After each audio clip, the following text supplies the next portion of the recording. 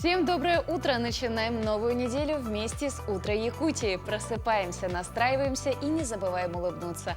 А еще лучше, если рядом есть те, с кем можно разделить радость и хорошее настроение. На календаре 1 августа, в эфире Полина Долинская. И чего ждать нам от предстоящего часа? Август традиционно связан с началом бархатного сезона. Для тех, кто только собирается в отпуск, наша постоянная рубрика «Советы юриста» расскажет о составлении договора и на что надо обратить внимание. Самозанятость на селе. Благодаря помощи по социальным контрактам в Алданском районе десятки семей открыли свое собственное дело. Да будет город-сад. Поговорим об озеленении столицы и увидим результаты весенних работ по обрезке многолетников. Как получить богатый урожай помидоров? Наши телезрители-садоводы делятся секретами подкормки. Будьте с нами, подписывайтесь на наш телеграм-канал «Утро Якутии». Задавайте свои вопросы нашим гостям.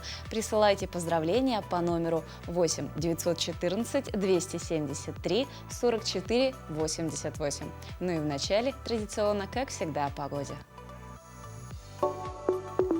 По данным Якутского гидрометеоцентра, в 6 часов утра температура воздуха в центральных районах составила 18-21 градус со знаком плюс. В заречной группе от 15 до 21 тепла. В южных в это утро плюс 16 в Нерюнгри и плюс 20 в Алдане. В Вилюйской группе от 19 до 20 градусов, в Нижнеленских от 19 до 21, а в западных плюс 15, плюс 18 градусов.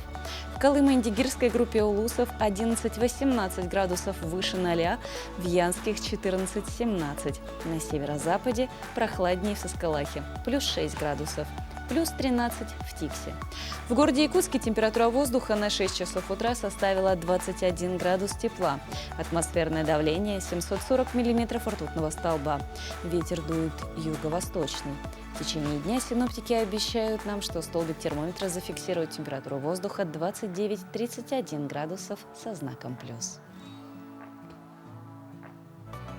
Сегодня 1 августа. В этот день учеными впервые выделен молекулярный кислород. Первые сведения о кислороде стали известны в Европе из китайских записей VIII века. В начале XVI века Леонардо да Винчи опубликовал данные, связанные с химией кислорода, не зная еще, что кислород – элемент. Официально считается, что кислород был открыт английским химиком Джозефом Пристли 1 августа 1774 года путем разложения оксида ртути и в герметично закрытом сосуде. Чем знаменателен еще этот день, в нашей рубрике «Даты и события». На календаре 1 августа. Сегодня отмечают День тыла Вооруженных сил России, День образования службы специальной связи России, Всероссийский день инкассатора, Всемирная неделя грудного вскармливания, Международный флешмоб женственности.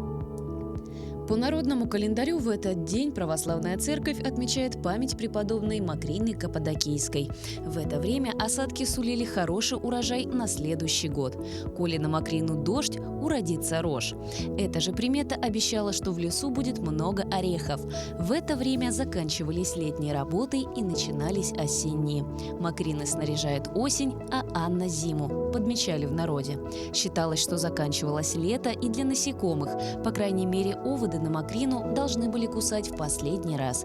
А если с осин начинал лететь пух, что тоже было приметой осени, можно было смело идти за подосиновиками. События в этот день. Учеными впервые выделен молекулярный кислород. В 1903 году Серафим Саровский причислен к лику святых. Россия вступила в Первую мировую войну. В Берлине открылись 11-е летние Олимпийские игры. В Москве состоялось торжественное открытие ВДНХ. Впервые вышла в эфир государственная радиовещательная компания «Маяк». Сформирован отряд спецназначения внутренних войск МВД «Русь». В этот день родились Жан-Батист Ламарк, французский естествоиспытатель, создатель первой теории эволюции живой природы. Герман Мелвин, американский писатель. Ада Войцек, советская киноактриса, заслуженная артистка РСФСР. Валентина Леонтьева, советская телеведущая, народная артистка Советского Союза. Ив Сен-Лоран – французский модельер. Максим Спиридонов – российский предприниматель, создатель интернет-проектов. Именины сегодня отмечают Григорий, Дмитрий, Митрофан, Роман, Степан, Тихон, Евгения. В этом году исполнилось 5 лет реализации федерального закона номер 119, более известного как Закон о дальневосточном гектаре. А это означает, что те граждане, которые еще в 2016 году заключили договор на безвозмездное использование земельным участком, дальневосточным гектаром, уже получили право на его переоформление в собственность. Сколько собственников появилось среди гектарщиков, что нужно сделать тем, кто станет собственником гектара в ближайшие годы, расскажет исполняющий обязанности руководителя Департамента по земельной политике Аял Альбертович Ильин. Доброе утро. Доброе утро. Аял Альбертович, какова в целом общая статистика реализации федерального закона о дальневосточном гектаре? Так, на данный момент с 1 июня 2022 года поступило 28 тысяч заявлений. Вот из них в этом году 1300 заявлений, и самое большое количество заявлений было у нас в 2016 году, когда вот был ажиотаж, и там поступило 9 тысяч заявлений. Так, декларации предоставлено 1300 деклараций предоставлено, а также в собственность оформлено 680 всего лишь заявлений поступило и оформлено, а также в аренду оформлено 56 заявлений. Из тех заявок, которые были поданы на дальневосточный гектар, они все были одобрены? Да, были одобрены все. Ну, есть случаи, когда люди не предоставляют, есть такие моменты, когда граждане не предоставляют все документы, но мы отрабатываем с этими гражданами, звоним гражданам, и также уведомляем, что нужно направлять те документы, которые необходимы для оформления собственности либо в аренду. А кто из гектарщиков и когда уже имеет право переоформления в собственность? Вот по истечению 5 лет, граждане направляют, то есть по истечении 5 лет, 6 месяцев они направляют заявление в уполномоченный орган. Там обязательные документы прикрепляют, это копия паспорта, а также уведомление о соответствии использования земельного участка.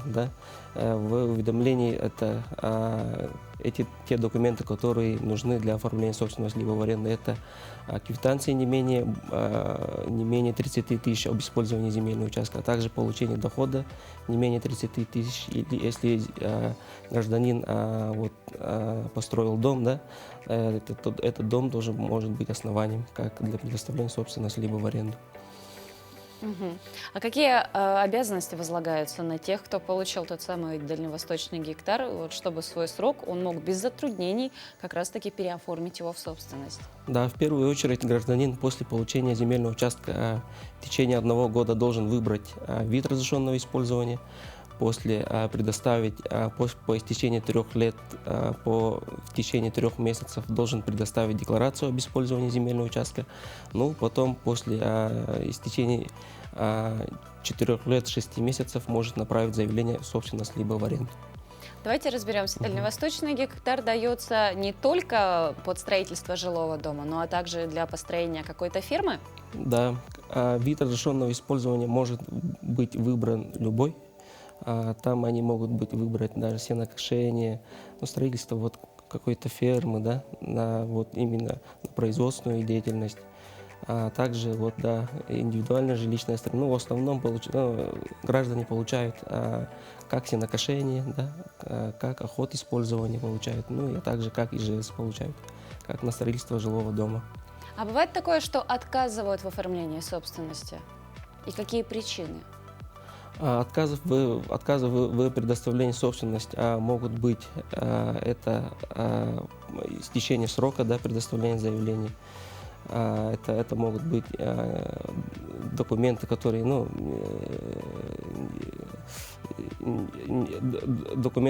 не предоставили, необходимые документы. В основном основания такие, все. А есть какая-то уже статистика, на что чаще всего оформляли дальневосточный гектар?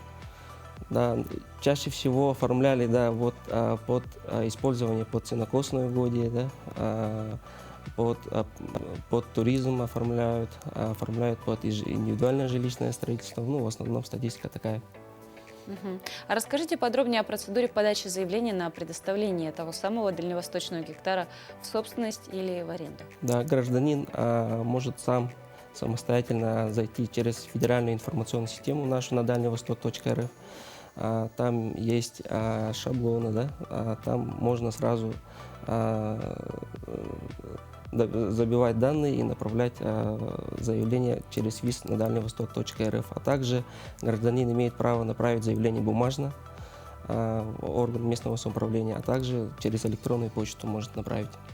И можно ли подать такое заявление о предоставлении в собственность или в аренду земельного участка после истечения срока договора того самого безвозмездного использования земельным участком? Да, гражданин может подать заявление после истечения срока. В течение какого периода? Да, в течение 6 месяцев по истечении 5 лет может подать заявление. Ему приходит какое-то уведомление, или же он сам должен контролировать? Да, гражданин, так как у него есть договорные отношения с с органом местного самоуправления, они должны смотреть самостоятельно сами. Но уведомление все равно через ФИЗ на дальневосток.рф приходит. Там приходит о выборе уведомления, об окончании срока выборе, о подаче декларации, а также приходит о предоставлении собственности либо в аренду. Но если подошел срок предоставления. А если все-таки вот этот дополнительный срок из 6 месяцев тоже был упущен, что происходит в этом случае? Да, в этом случае подготовлен проект о внесении изменений в федеральный закон о гектарной амнистии.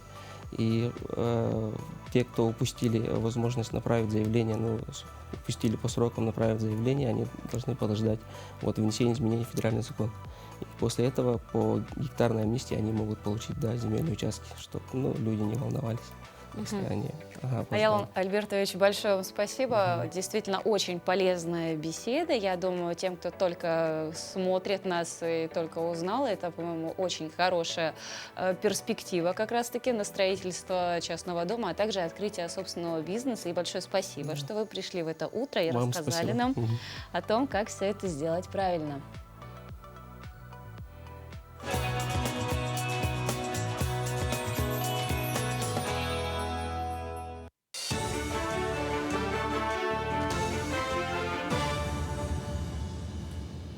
Доброе утро, Якутия. Последние новости к этому часу.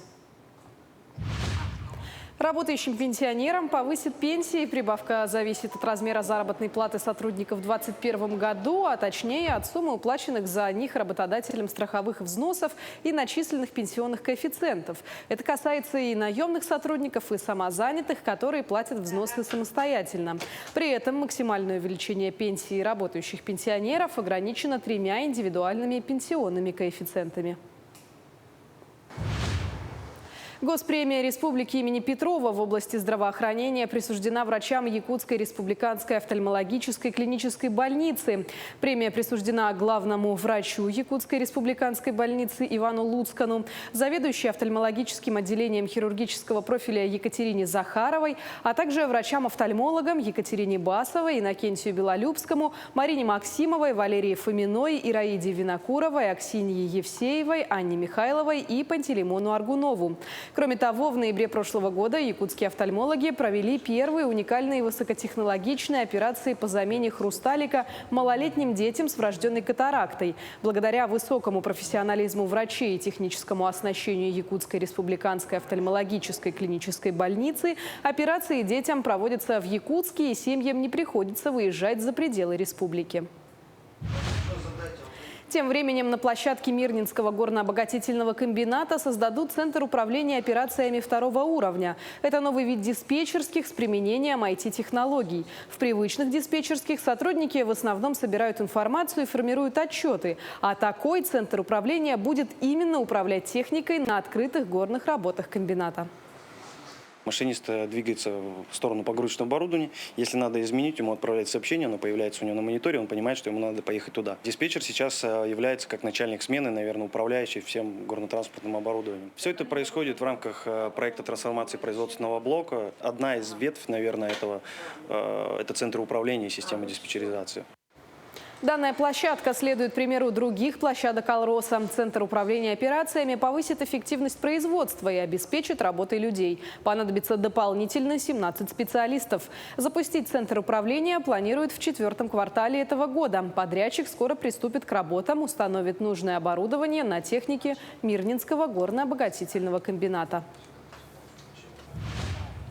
Умение обращаться со многими инструментами – это лишь малая часть кропотливой работы с деревом. Никита Павлович – столяр-самоучка. К кропотливому хобби пристрастился, будучи молодым. Вот уже более 20 лет пенсионер занимается любимым делом, которое приносит и доход.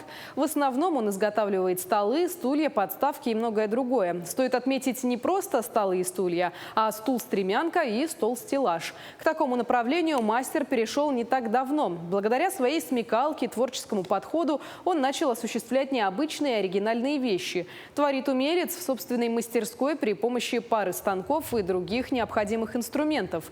Увлеченно занимается любимым делом, много читает, а в последнее время обращается за помощью к интернету. 2 золотые медали первенства страны у якутских лучников. С 24 по 31 июля в городе Чебоксары проходит первенство России по стрельбе из лука в 2 возрастных дивизионах до 18 лет и 21 года. В важнейших стартах молодых спортсменов соревнуются около 400 стрелков из 31 региона страны. Спортсмены сборной Якутии завоевали сразу 2 золотые медали в стрельбе из классического лука. В личном первенстве среди девушек на высшей ступени пьедестала почета оказалась бронзовый призер первенства Европы Рената Гаврильева. В финале в перестрелке она оказалась точнее своей соперницы из Краснодарского края. В борьбе за золото в миксте Рената выступила вместе с Айсеном Николаевым. В финале наши юниоры превзошли спортсменов из Тывы со счетом 5-3.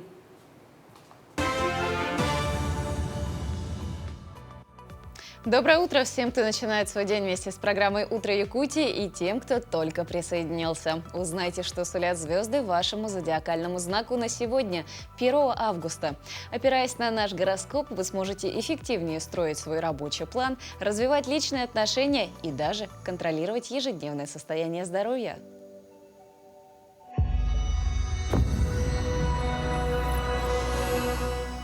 Овны. Если вы ищете любовь, то найдете, а если нет, она сама вас найдет и любовь нечаянно нагрянет.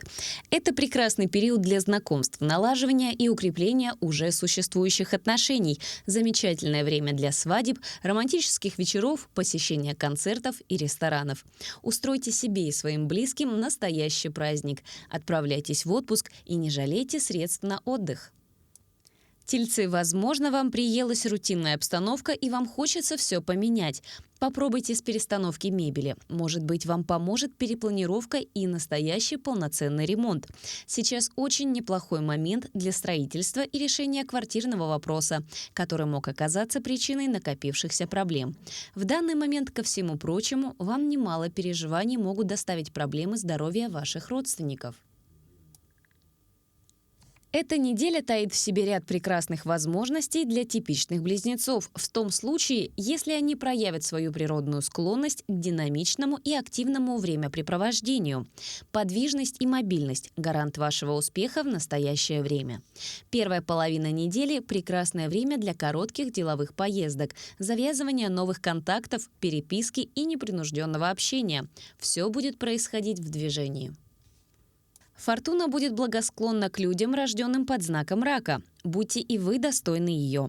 В настоящий момент вам необходимо проявить настоящую щедрость, и вы поймете, что все в этой жизни возвращается. Сейчас время разбрасывать камни, но не метать бисер. Вы будете вознаграждены любовью, искренней заботой и вниманием. Ценные подарки любимым могут стать вашим вкладом в собственное будущее. Сейчас тот самый момент. Лев, предстоящая неделя представляет собой прекрасный момент для проявления личной инициативы, внесения перемен в размеренное течение жизни. Это лучшее время для завязывания отношений, серьезных шагов в личной жизни, принятия судьбоносных решений. Вы сейчас способны побеждать, освобождать, завоевывать и очаровывать. Девы, в работе не стоит ожидать больших успехов. Настройтесь на выполнение привычных обязанностей и отдачу долгов. Вам стоит серьезно заняться своим здоровьем, пройти всестороннее обследование и необходимое лечение. Представителям зодиакальных весов в настоящий момент стоит встряхнуться, пробудиться самим и пробудить от душевной спячки своего партнера. Неожиданные подарки и встречи в новых местах добавят красок в ваши отношения, помогут вернуть романтическое настроение. Эта неделя прекрасно подходит для совместного отдыха в компании друзей. Скорпионы, ваши чувства в ближайшее время ждет испытание на прочность. Кого-то из типичных представителей знака поджидает серьезный кризис отношений. Скорее всего, вам придется решать вопросы собственного карьерного роста и профессионального уровня. И для личной жизни времени почти не останется. Сосредоточьтесь на работе. Этот период прекрасно подходит для реализации давних планов. Для стрельцов наконец-то наступило время фарта и реализации ранее намеченных планов. Начало августа для вас прекрасный период для романтических поездок, посещения выставок и налаживания личных отношений с яркими и заметными представителями противоположного пола. Это прекрасный период для придания отношениям законного статуса, оформления документов и решения имущественных вопросов, касающихся супружеской жизни. Козероги, сейчас вам трудно находить общий язык и не только с партнерами по браку, но и с представителями противоположного пола в целом. Берегите те отношения, которые у вас есть, иначе и их можно потерять. Возможен острый конфликт, выяснение отношений и даже разрыв. На этой неделе водолеям придется несладко. У них неминуемо возникнут проблемы в отношениях.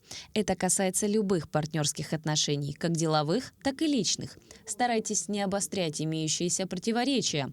Поиски гармонии и любви в это время не дадут ожидаемых результатов. Возможно лишь временное затишье и перемирие. Людей, рожденных под знаком рыб, в ближайшем будущем ждут не самые приятные события, связанные либо со здоровьем, либо с необходимостью рассчитываться по кредитам и долговым обязательствам.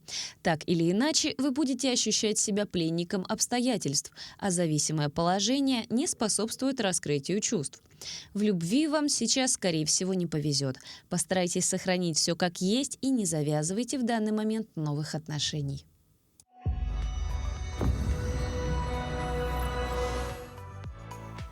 На днях в России отметили День парашютиста. Поздравляем всех профессионалов и любителей этого экстремального вида спорта и предлагаем вам посмотреть подборку и окончательно проснуться и встретить этот день на адреналине.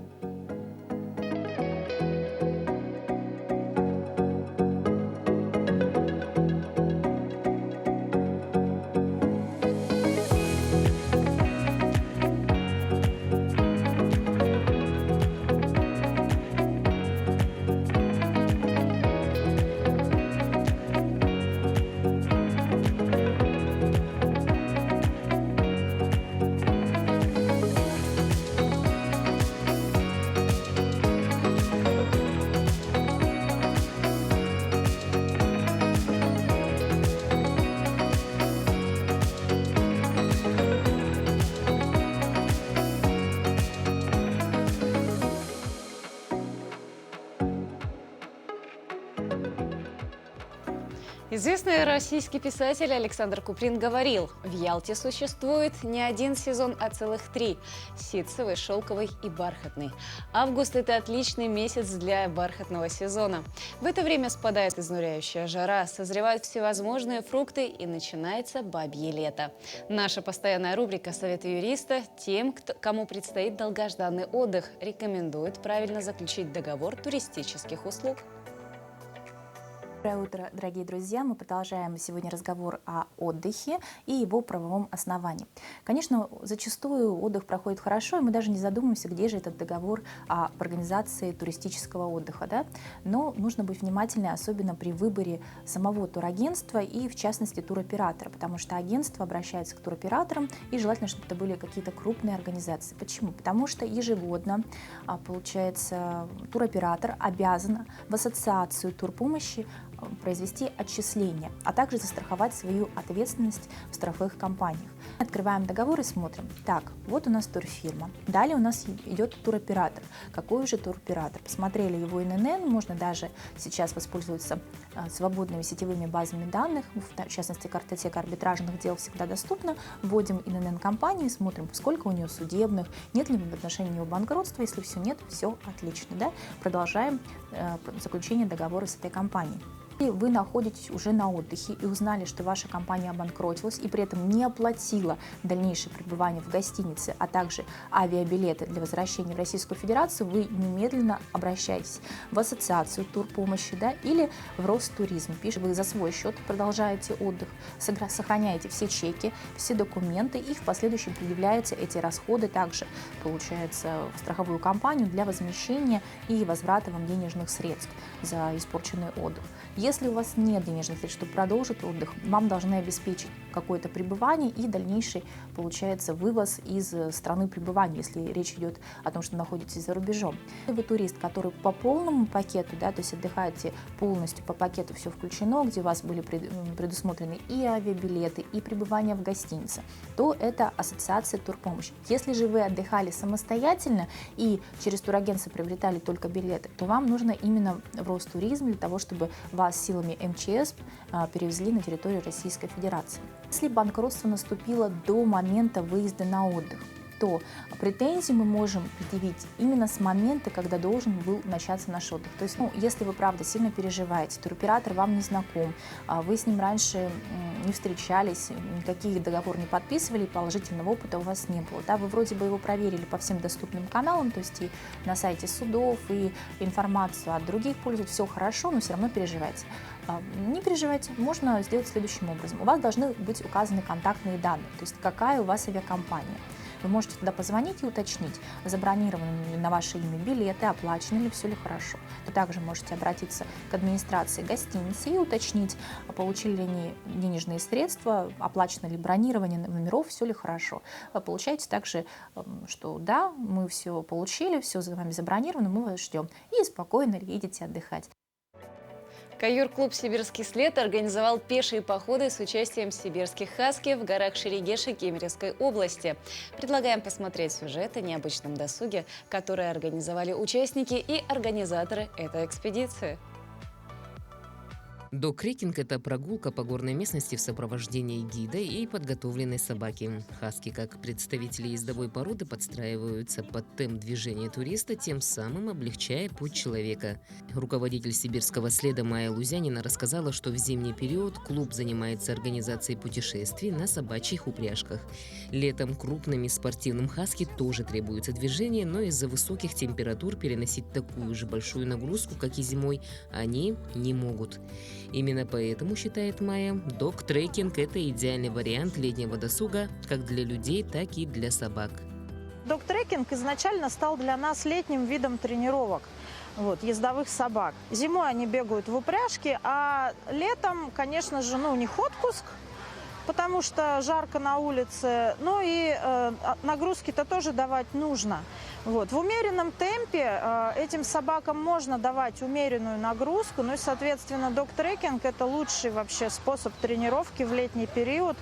Трекинговый маршрут пролегает в разных природных зонах, что делает его более увлекательным для всех участников.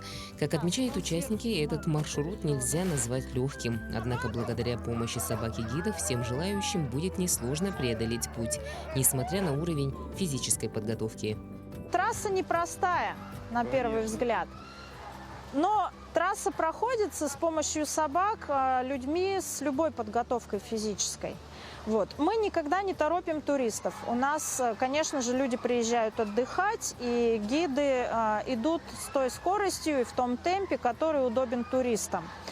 Плюс ко всему собаки помогают идти в гору, не мешают идти с горы и помогают идти через курумник. Туристы отмечают, что дог-трекинг – это лучший отдых для горожан и для тех, кто любит природу. Вообще эмоциональная разрядка, когда ты целыми днями работаешь на работе 5-2, и здесь приходишь, эмоции просто через край, когда с собаками возишься, когда они тебя по таким красивым местам ведут, это вообще отлично. Это действительно так, ведь в наше современное время выбираться из города на природу является сложной задачей, а отдохнуть от городской суеты в больших городах является проблемой номер один. Начинать новое дело всегда непросто, однако при грамотном подходе, капле терпения и некоторой доле оптимизма отдача долго не заставит себя ждать. А в основу начального капитала могут быть заложены средства по социальному контракту.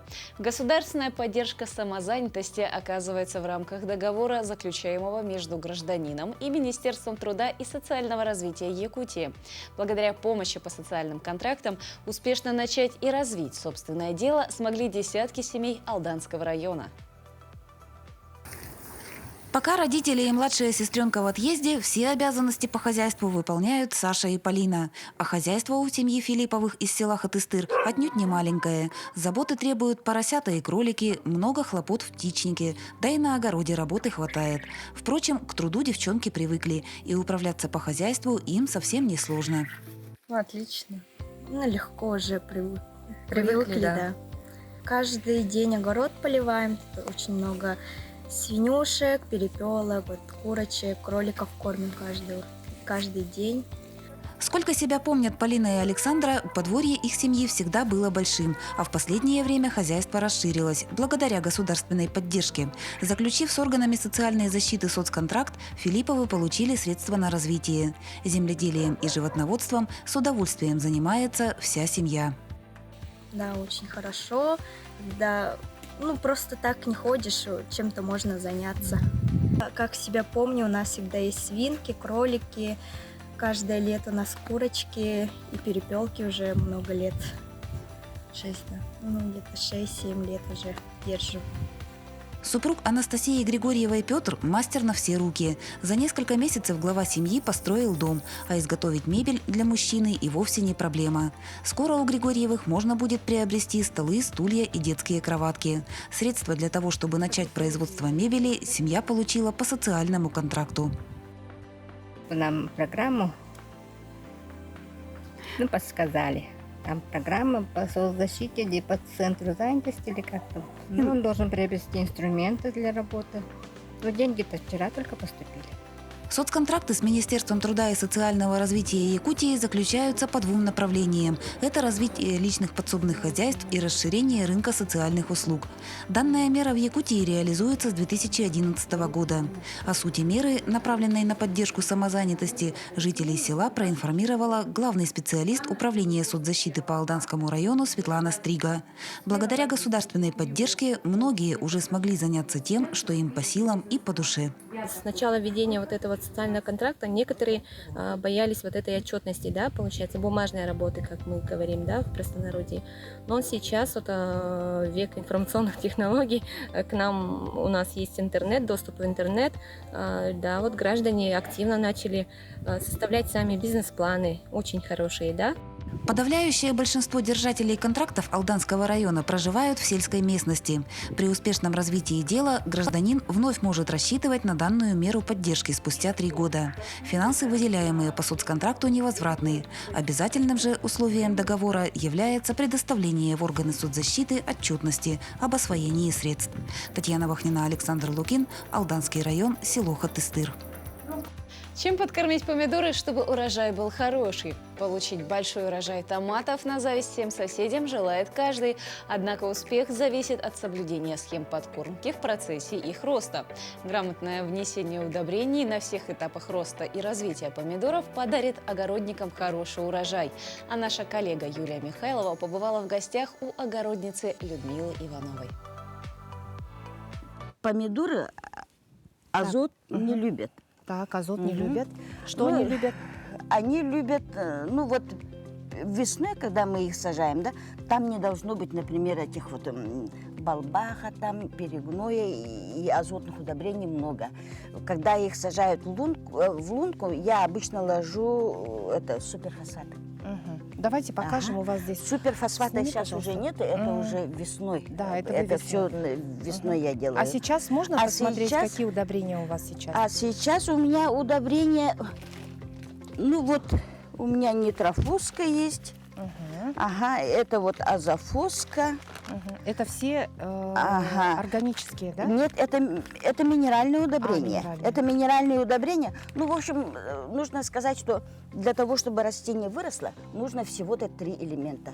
Азот, фосфор, калий. Так, давайте запомним. и, Вот они у нас. азот, фосфор, калий. И вот я покупаю в магазине дачи, да, азофоска, например, да, вот тут вот смотрим. Формулу обязательно смотрим, потому что азота 17, фосфор 17, калий 17. Это вот все должно быть в равных количествах, в процентном отношении. Так, Ага. Это залог будущего хорошего урожая. Ага, и вот я обычно, когда покупаю, я смотрю вот процентное соотношение, и вот, ну, чтобы они больший процент содержали.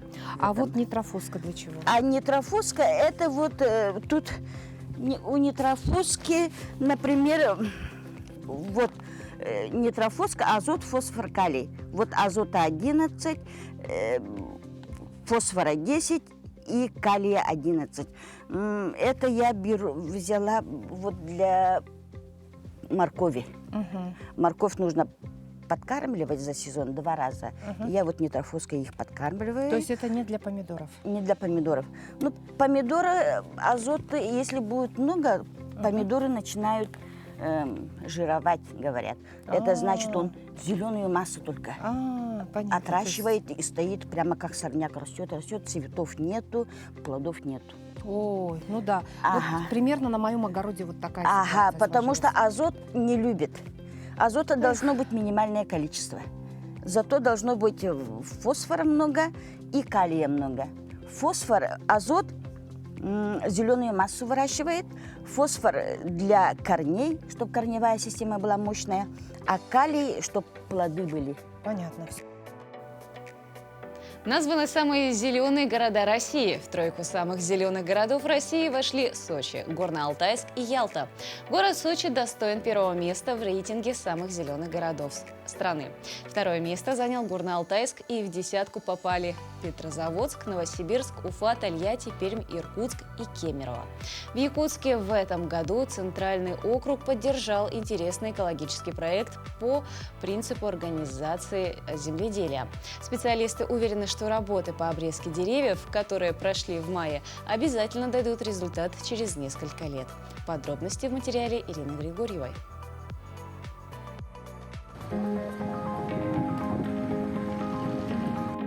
На этих старых кадрах пустая аллея, а теперь здесь живые изгороди. Специалист по растениям Роман с гордостью показывает живую аллею из ив по улице Ярославского. Пушистые ивы, пышные акации, многолетние боярышники. Вдоль дороги – это результат весенней обрезки. Мы находимся около дома Ярославского, 17. Тут вот аллея из ив. Вдоль дома крупные и обрезанные нами, кронированные вдоль дороги. Далее мы сажали многолетники, то есть боярышники и акации. Сажали однолетники и арку достаточно красиво оформили ивами и помеями. Малые побеги выросли, стали пышнее и зеленее. В этом году управа Центрального округа поддержала интересный экологический проект. Специалисты «Зеленого рая» провели работу по принципу органического земледелия. Приверженцы экологического подхода к делу, мы работаем по принципу органического земледелия. Мы работаем без химии. Мы не используем химические реагенты, химические удобрения минерального плана. Работаем только с биогумусом и используем в работе еще метод Кольцера. Обрезка ив и многолетников – процесс несложный, но с определенными правилами. Только грамотно подрезанное и подстриженное дерево будет здоровым и красивым. Специалисты с мая начали работу по формовочной и санитарной очистке деревьев. А это было непросто, учитывая, что посадки 70-х годов. Потому тут было очень много сухостоя, там даже спилы видны. Там, где какие-то промежутки, значит, просто тут были мертвые стволы. Например, здесь, кажется, 4 было.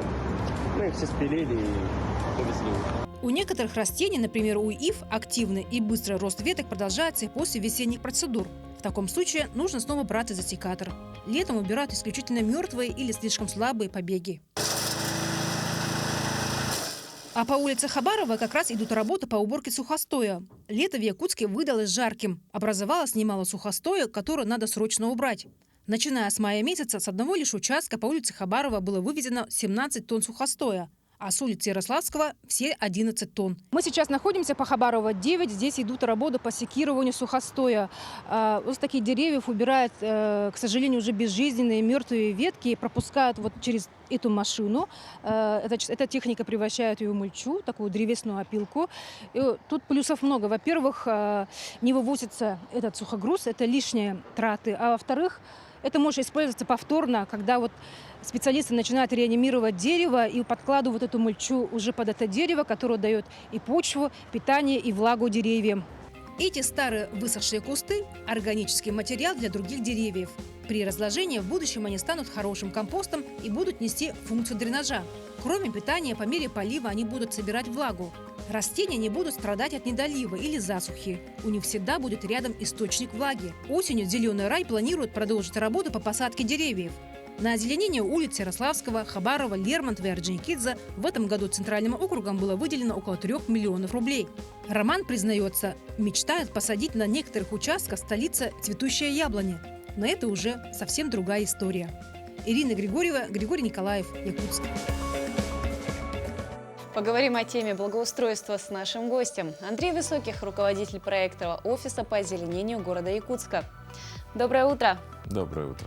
Горожане жалуются в нашем городе на недостаток как раз таких тех самых зеленых зон и мест отдыха. И единственное место, где мы можем прикоснуться к природе, это городской парк.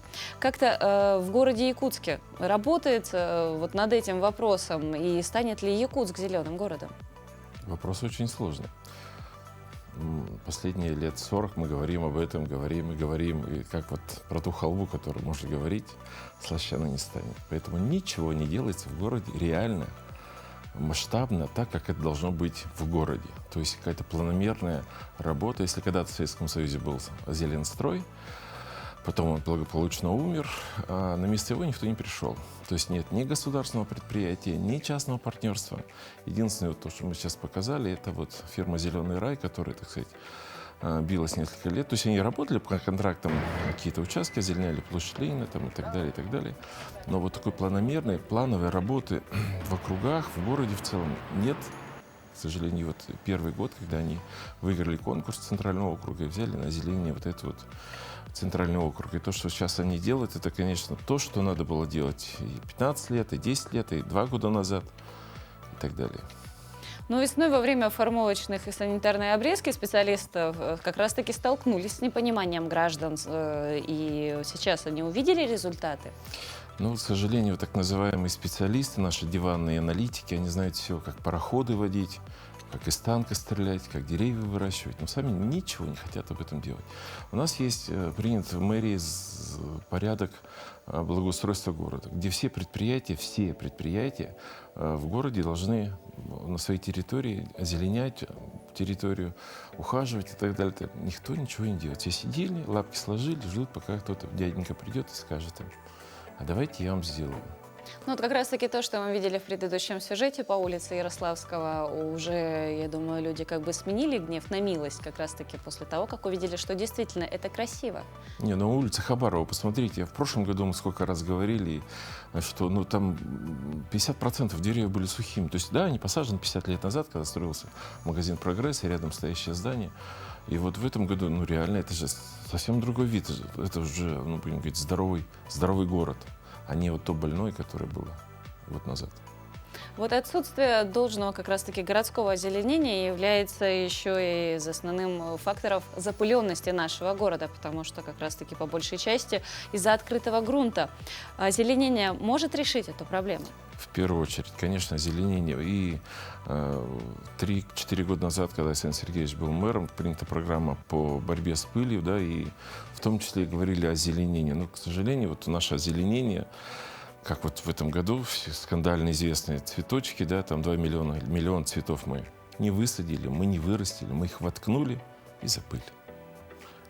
А в других российских городах существуют различные способы озеленения города, но они не подходят нам как раз-таки из-за наших климатических условий. Вот что предлагает как раз то, что можно адаптировать в нашем городе? Ну, вот то, что мы как раз и говорим. То есть это проектный офис, который был в прошлом году создан, и в него входят многие специалисты, в том числе работники мэрии. Мы как раз и говорили о том, что нам нужно в корне менять систему озеленения города. Если не нужно создавать зеленстрой, какой был у нас, да, нужно вот таких специалистов, как Роман, то есть вот частные предприятия, которые бы прошли обучение, получили сертификацию по уходу за городом, за озеленением, правильно сажать деревья, делать вовремя обрезку, санрубку это называется, полив. И вот проектный офис предлагал как раз изменить работу в городе таким образом, чтобы создать отдел главного садовника города, которому подчинялось бы, так сказать, он напрямую только мог подчиняться мэру города.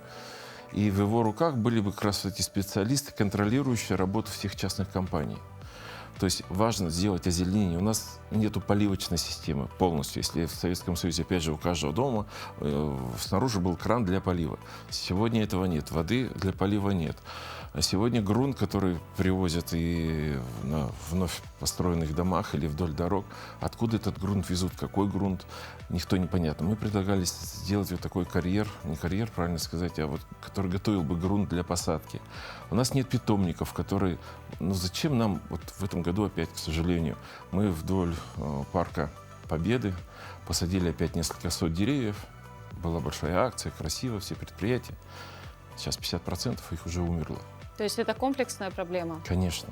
Если бы мы эти саженцы покупали в Бат-саду или где-то, да, яблоню, сирень, которые уже растут хорошо в городе Якутске, не говоря уже о черемухе, там, боярышнике и всем остальном, то если бы покупали, мы бы отвечали за каждый этот кустик, да, который куплен. А когда сегодня тысячами мы возим из леса, втыкаем и тут же забываем.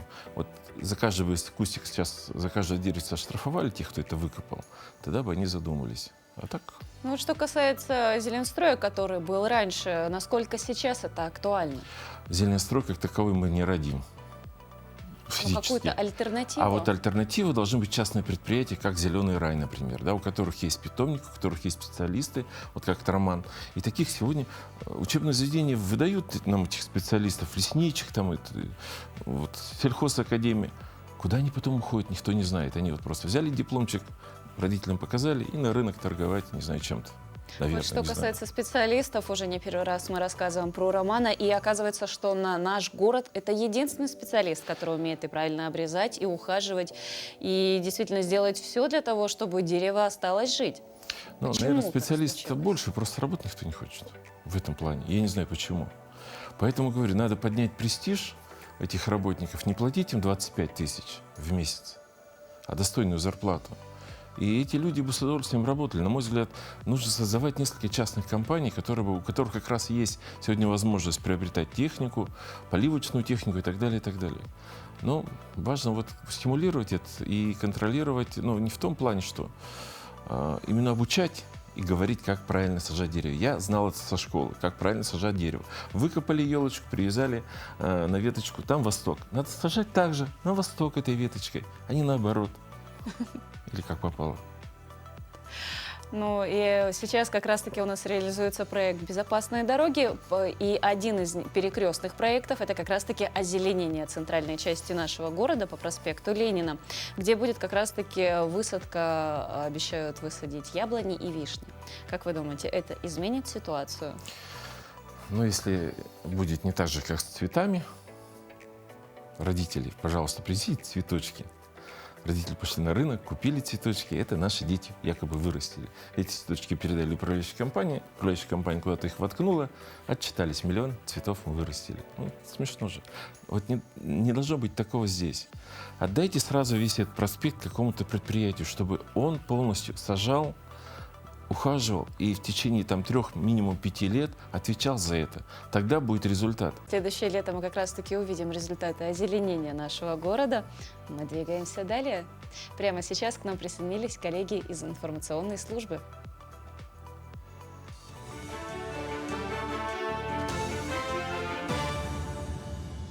Доброе утро, Якутия. Последние новости к этому часу. Во время рабочей поездки в Москву Айсен Николаев вручил знаки отличия республики «Гражданская доблесть» коневодам Имиконского района Дугуйдану Винокурову и Мичилу Неустроеву. Они стали известны на всю страну во время экстремального конного перехода от полюса холода до Белокаменной. Кроме того, Дугуйдан Винокуров получил сертификат на 500 тысяч рублей. Глава Якутии подчеркнул, что этот героический поход прославил и республику, и отважных коневодов, а также якутскую породу чудо-лошадей, выносливую и неприхотливую. Как отметил Айсен Николаев, коневодство – это один из важнейших элементов древней культуры якутской земли, на которой базируются все современные достижения республики. Трудоустройство через сайт – простая и удобная площадка для соискания вакансий на сайте навахту14.рф. Проект тесно сотрудничает с программой «Местные кадры в промышленности», а также с муниципальными районами и профильными ведомствами. Главная задача проекта – увеличение трудовых ресурсов из числа местных кадров трудоустроить в промышленной, строительной, дорожной и производственных отраслях. В рамках проекта «Навахту14.рф» сегодня отправилась группа из 15 человек на трудоустройство в город Нерюнгри в угольную компанию «Колмар». В данном потоке числится 60 человек, все они прошли обучение и полное медицинское обследование. Работать будут вахтовым методом. Напомним, благодаря проекту на сегодняшний день более 36 тысяч молодых людей нашли работу. Проект действует с 2016 года. Сегодня мы провожаем 60 курсантов, так их назовем, которые через несколько дней доедут до Нерюнгри в угольную шахту «Колмар». И там будут работать на предприятии на разных рабочих специальностях, начиная от горнорабочего, подземного, так, заканчивая водителями. Сборная Якутии стартовала с победы на турнире по мини-футболу в рамках 7-х летних спортивных игр «Дети Азии». Соперниками якутян в дебютной игре выступили футболисты команды Дальневосточного федерального округа. Подопечные Олега Марченко со стартового свистка завладели игровым и территориальным преимуществом, за счет чего завершили первый тайм со счетом 3-1. Во втором отрезке сценарий встречи не изменился. Как итог, сборная республики отправила еще 3 мяча в ворота соперника и одержала уверенную победу со счетом 6-1. Впереди у якутян еще 4 матча предварительной стадии. Ребята все, глаза горят, все настроены, но будем стараться занимать только первое место. Готовились и на выездах были сборы, и в Москве были, и в Спасск-Дальнем были, и в Якутске готовились, и приехали сюда за неделю в ЛДС. Здесь слабых соперников нет, это же сборные играют своих республик, страны, так что здесь слабых нет соперников, нужно со всеми играть, недооценивать нельзя соперников. Будем настраиваться на каждого соперника, а потом уже в конце будем считать очки, и время покажет. Василий Егоров в составе сборной Центрального федерального округа победитель командного Кубка России 2022. 30 июля в подмосковном Серпухове на острове Русский завершился командный Кубок России по боксу среди мужчин. В решающем противостоянии, как и год назад, встретились команды Центрального и Уральского федерального округов. Но в этот раз в упорной битве со счетом 22-17 сильнее оказались боксеры Центральной России. В весовой категории до 51 килограмма в составе сборной блистал и якутянин, заслуженный мастер спорта Василий Егоров. Двукратный чемпион Европы провел на турнире 3 боя и во всех вышел победителем. В финальном бою флагман якутского бокса одержал убедительную победу над мастером спорта международного класса Максимом Стахеевым и принес своей команде важное очко. К этому часу это все новости. Хорошего дня! Наш эфир подошел к концу. Я надеюсь, мы сделали все для того, чтобы настроить вас на рабочую неделю. Отличного вам настроения и встретимся уже завтра утром.